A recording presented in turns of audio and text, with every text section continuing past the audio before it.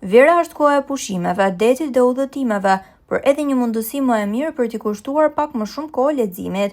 Një libër në çantën e plazhit mund të jetë shoqëruesi ideal i pushimeve. Në një intervistë ekskluzive për televizionin Apollon, shkrimtarja Elmira Rama është shprehur për titujt më të lexuar dhe çfarë librash duhet të marrin me vete këtë verë.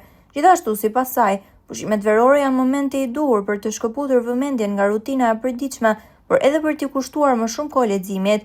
Një libër i mirë mund të jetë shoqëruesi ideal në plazh, në hijen e çadrës apo në mbrëmjet e qeta të pushimeve. Është shoqëruesi më i mirë i qytetarëve gjatë ditëve të pushimeve verore.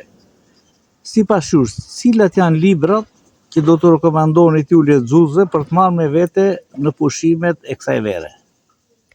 Është kënaqësi që t'jem sërish këtu edhe të flasim për librin e me gjitha për leximin e tij në stinën e verës. Stina e verës është një mundësi e artë për t'ju rikthyer librave në një lexim të qetë, në dritë natyrale, të shkëputur nga ekranet, të shkëputur nga leximet e detyrueshme në varësi të profesionit, për të investuar krahas pushimit të trupit edhe për mendjen edhe për shpirtin. Unë mendoj se nuk ka një zgjedhje ideale për të gjithë lexuesit, ajo kryhet në varësi të shijes, në varësi edhe të asaj çfarë duam të lexojmë në një moment të caktuar. A ka ndryshuar shija e lexuesit shqiptar? Cilat janë zhanret që po kërkohen më shumë kohët e fundit? Po, patjetër që shija e lexuesit shqiptar unë mendoj se ka ndryshuar. Lexuesit janë më të hapur ndaj letërsisë bashkohore, ndaj përkthimeve të ndryshme, ndaj thrillerit, ndaj librave për zhvillimin personal, por mendoj se më shumë ka ndryshuar interesi i lexuesit ndaj librave që kërkojnë më pak përqendrim dhe përcjellin një mesazh të qartë. Kur jemi në plazh apo edhe me pushime, çfarë libri do të ishte zgjedhja ideale? Një roman i lehtë, një histori dashurie, thriller apo një libër me përmbajtje më të thellë? Ndoshta librat me histori të shkurtra, ndoshta librat me më pak personazhe që janë të kuptueshëm, mendoj se janë pjesë e zgjedhjes, por pse jo, në varësi të secilit lexues mund të ketë nga ata që lexojnë edhe libra me përmbajtje të thellë. Cilat janë disa nga titujt më të lexuar që nuk duhet t'i humbasin këtë verë pushuesit?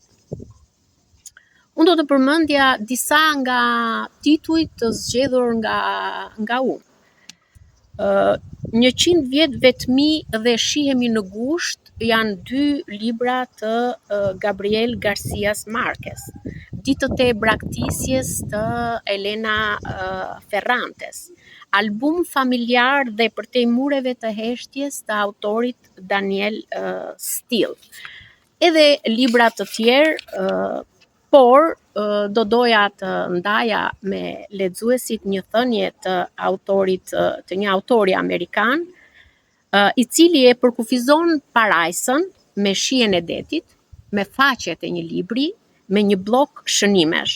Për mua kjo thënie është vlerësim i leximit gjatë stinës së verës si një formë plot e relaksit dhe e paqes shpirtërore. A është plazhi një moment i mirë për të lexuar letërsi apo njerëzit sot preferojnë të kalojnë kohën kryesisht me telefonin? Kjo është në varësi të secilit, është e vërtet që edhe telefoni është i pranishëm qoftë tek moshat e reja, qoftë edhe tek moshat të tjera. Besoj se emisionet të tilla dhe intervista të tilla ndoshta janë në funksion të leximit të librit dhe të shkëputjes nga teknologjia gjatë momenteve relaksuese në plazh apo kudo qofshi me pushime.